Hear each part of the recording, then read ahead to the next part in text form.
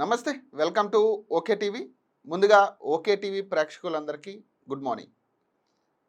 ఈరోజు వార్తల్లో ప్రధానంగా కనపడుతున్న వార్త బీసీ రిజర్వేషన్లకు సంబంధించి 42% తెలంగాణ రాష్ట్ర ప్రభుత్వం ఇస్తానన్న 42% రిజర్వేషన్కి సంబంధించి స్థానిక సంస్థ ఎన్నికల్లో ఈరోజు ఒక కొలిక్కొచ్చే పరిస్థితి కనపడతా ఉంది. ఎందుకంటే హైకోర్టులో ఈరోజు జడ్జిమెంట్ ఉంది. సో ఈరోజు ఒక క్లారిటీ రాబోతా ఉంది. స్థానిక సంస్థ ఎన్నికలకు సంబంధించి బీసీలకు 42% రిజర్వేషన్ ఇస్తుందా లేదా, లేకపోతే నెక్స్ట్ ఏం స్టెప్ తీసుకోబోతుంది. నిన్న మంత్రులందరూ కూడా సమావేశం అయినట్టుగా కనపడతా ఉంది. దీని మీద ముఖ్యమంత్రి కూడా దీనికి సంబంధించి దిశానిర్దేశం ఇచ్చినట్టుగా కనపడతా ఉంది. సో మరి ఏం జరగబోతుందనేది సర్వత్రా ఉత్కంఠ అయితే నెలకొంది. బీసీలకి ఒక బిగ్ డే అని చెప్పుకోవచ్చు ఈరోజు ప్రధానంగా. సో ఇదే వార్త మెయిన్గా కనపడతా ఉంది. సో నిన్న మంత్రులందరూ కూడా భేటీ అవ్వడం జరిగింది. మీనాక్షి నటరాజన్, టీపీసీసీ చీఫ్, ముఖ్యమంత్రులు ఉత్తమ్ కుమార్ రెడ్డి, మొత్తం అందరూ కూడా మంత్రులందరూ కూడా భేటీ అయినట్టుగా తెలుస్తూ ఉంది. దీనికి సంబంధించి ఏదైతే ఈరోజు ప్రధానంగా ఎవరెవరు కోర్టుకి హాజరు కావాలి, విచారణ ఎలా జరపాలి, మన వాదనలు ఏమి వినిపించాలి అనే దాని మీద నిన్న ప్రధానంగా ఈ చర్చ అంతా నడిచినట్టుగా కనపడతా ఉంది. సో హైకోర్టులో బలమైన వాదన వినిపిద్దాం. బీసీ రిజర్వేషన్లకు చెల్లించాల్సిందంతా చేయాల్సిందంతా చేసాం. జీవో నెంబర్ 9 నిలబడుతుందని నమ్ముతున్నాం. ప్రభుత్వం తరపున అభిషేక్ సింఘ్వి వాదిస్తారు. విచారణను బీసీ మంత్రులు పర్యవేక్షించాలి.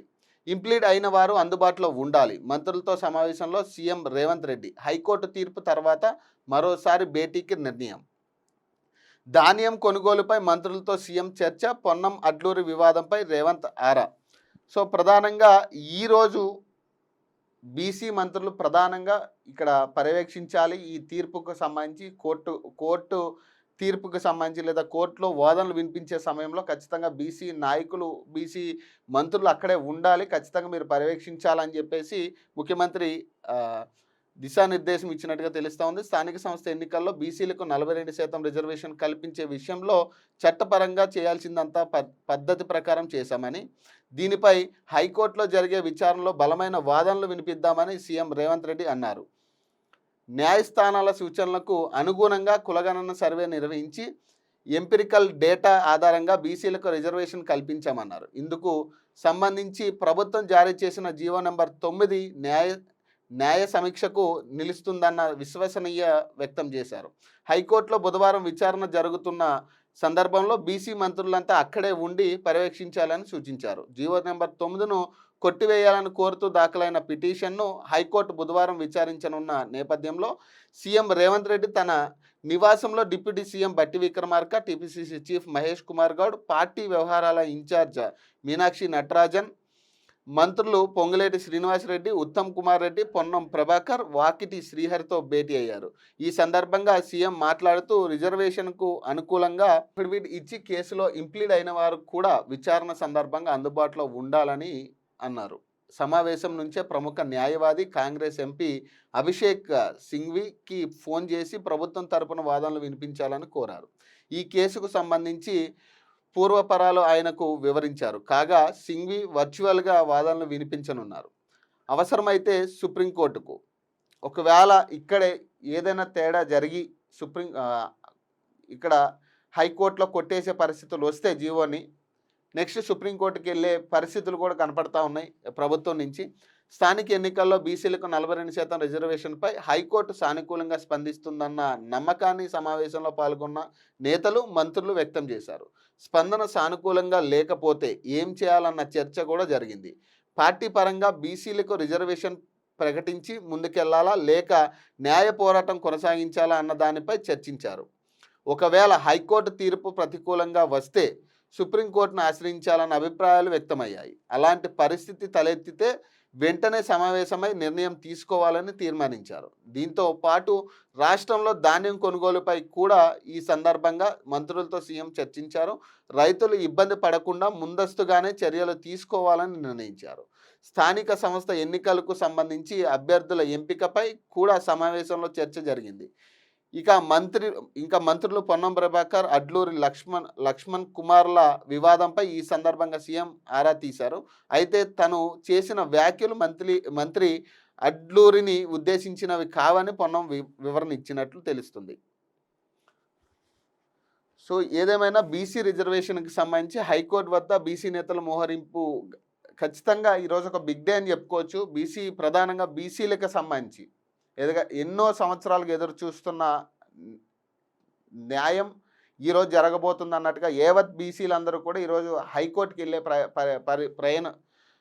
హైకోర్టుకి వెళ్ళే ప్రయత్నం చేస్తూ ఉన్నారు. సో స్థానికపై నేడు స్పష్టత.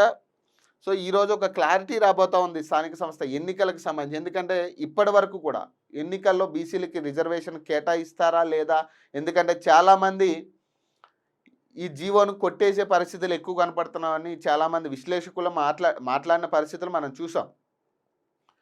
సో ఈ అనుమానాల నడుమ ఖచ్చితంగా ఈ ఎన్నికలు ఉంటున్నాయా లేవా, మళ్ళీ రీషెడ్యూల్ చేసే పరిస్థితి వస్తుందా, హైకోర్టు ఏం తీర్పు ఇవ్వబోతుంది అనే దానికి ఈరోజు ఒక కొలికి వచ్చే పరిస్థితి కనపడతా ఉంది. ఒకవేళ నిజంగా హైకోర్టు కనుక జీవోను కొట్టేస్తే ప్రభుత్వం నుంచి మళ్ళీ సుప్రీంకోర్టుకి వెళ్ళి దీని మీద విచారణ జరిపించుకోవాలని క్లియర్గా ప్రభుత్వం కనపడతా ఉంది. సో ఏదేమైనా కానీ బీసీలకి 42% రిజర్వేషన్ ఇస్తామన్నట్టుగానే ఇక్కడ మంత్రులందరూ కూడా ఖచ్చితంగా ఇవ్వాలనే దాని మీద మాట్లాడుతున్నట్టుగా తెలుస్తూ ఉంది.